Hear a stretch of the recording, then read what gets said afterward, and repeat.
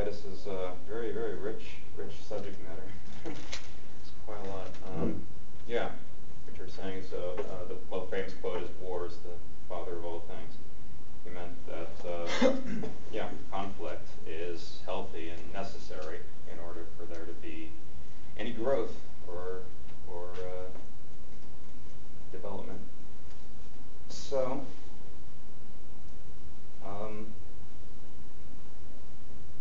When I think of Heraclitus, I always think of well, you were talking about that he's the patron saint of our modern ideas of, I guess the word today would be holistic, the idea that it's all just one interconnected system, that we should all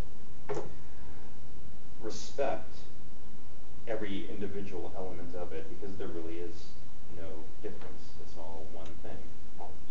It appears to us that there's differences, but it's fundamentally one thing. Logos or Heraclitus' big subject was fire. He thought everything was fire. Now the question is, did he think that everything was fire in the way the Milesians thought that everything in the world was composed of one element, whether that was water or whether that was air? When Heraclitus would say, well, everything is fire, we're not really sure, because of course he's known as the obscure. We're not sure if he meant that he was saying all the world and all the elements, all the rocks and mountains and trees are all composed of fire in the same way the Milesians thought everything was water or air. Or did he mean that symbolically? We're not really sure.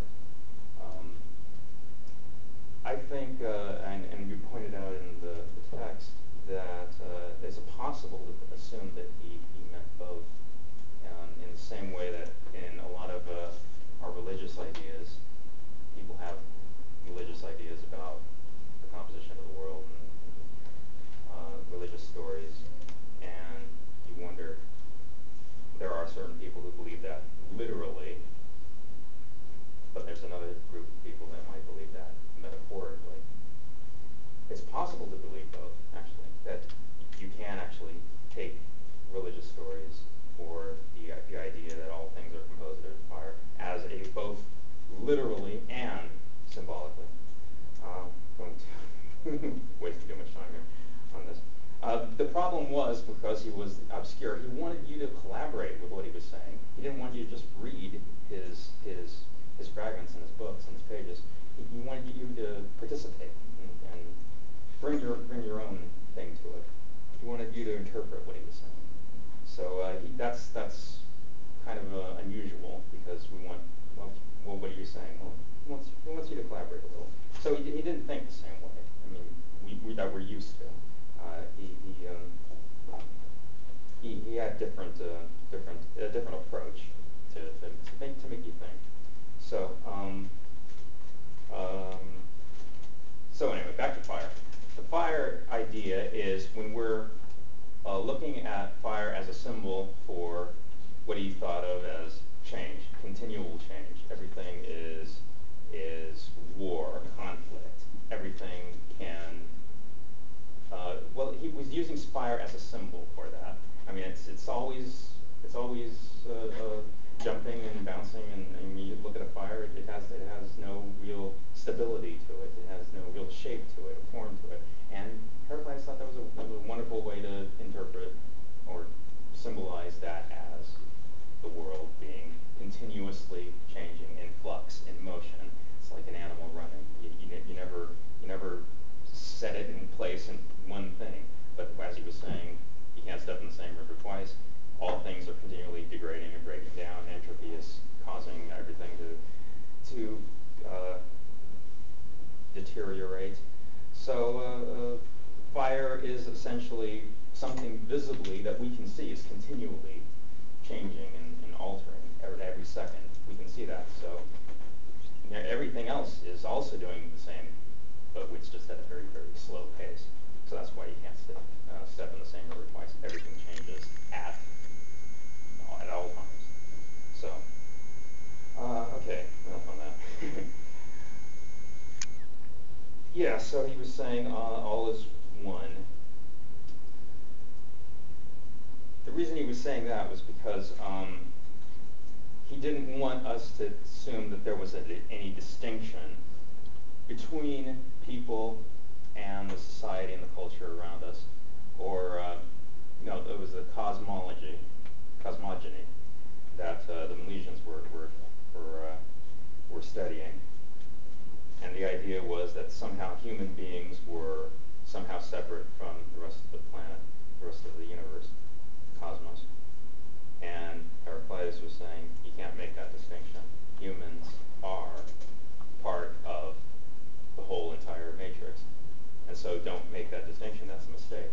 You have to assume humans are part of the whole thing as exactly the same thing as whatever the universe is composed of, humans must be composed of as well. And the whole thing is just continually moving, just a continuous cycle. So when a person dies, the whole point about death is very complex. When someone dies, the constituent parts of a person, the atoms and molecules, will actually return back to the earth, return back to the system. And it's just a continual cycle like that of birth and creation, destruction. I always think of the Taoist symbol. Everybody's seen the Taoist symbol. It's just a circle with those two teardrop shapes. Yin yang. The yin yang symbol. I think that's actually a really good. I think Heraclitus would have probably enjoyed that symbol, because it's just one part is continually flowing into the next part. So I think that's a pretty good symbol for what Heraclitus was always thinking. So he was talking about physical death, that people's atoms and molecules will actually. They didn't know about atoms and molecules, but I'm saying that he goes back into the system at death. Now, what we usually mean is what happens when we die is what happens to our consciousness, our awareness, our minds.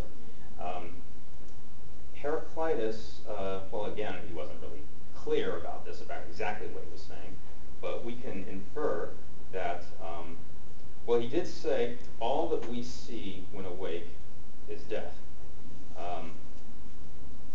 Now, again, everything he says can be interpreted, but I would say that he was saying that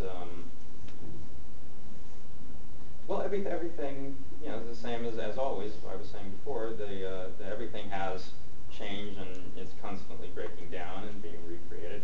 So everything reminds us that it's all a continual machine that's continually moving and changing and will break down and will be recreated.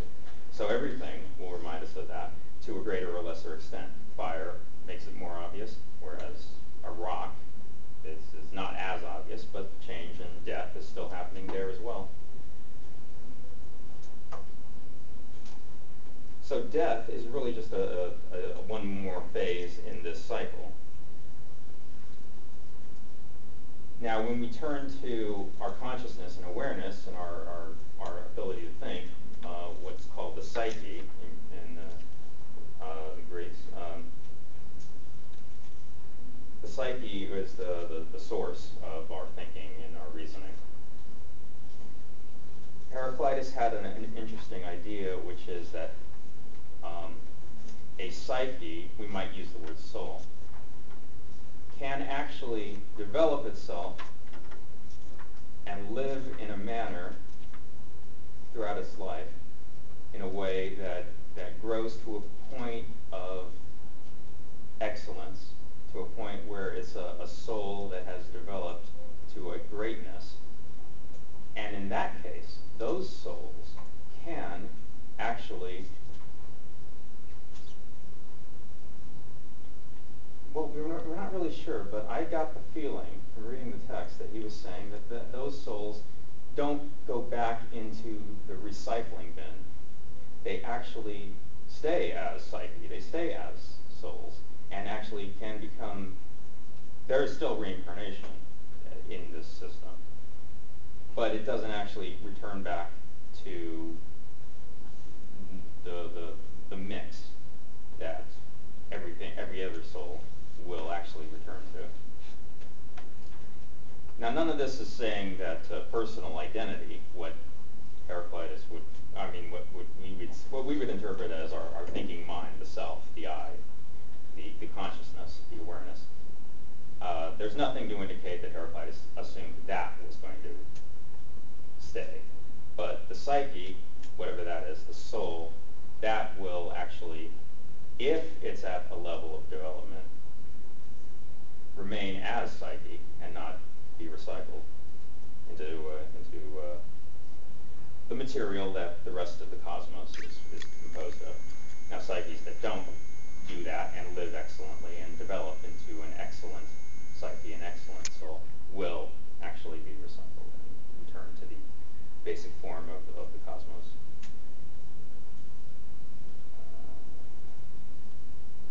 One of the reasons why he was saying all that was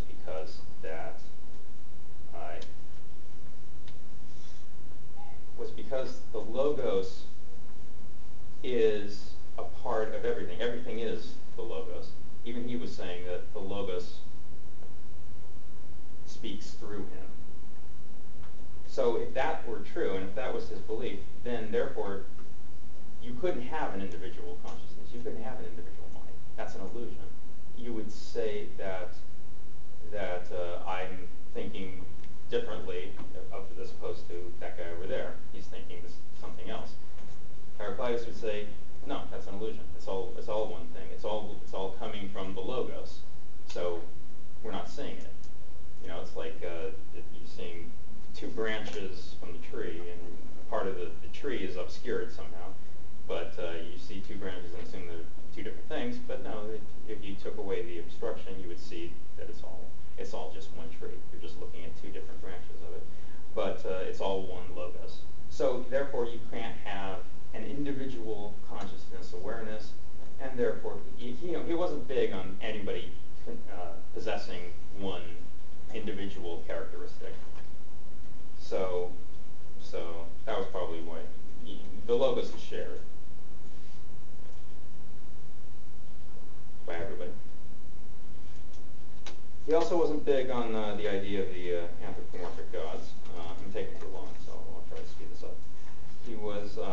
He was pretty heretical for the time. There was rites and rituals and masses and prayers and things of the day, but the idea, of course, was to attain some kind of salvation. Heraclitus was against this, or was heretical in his beliefs about this. He was saying you can't actually do that.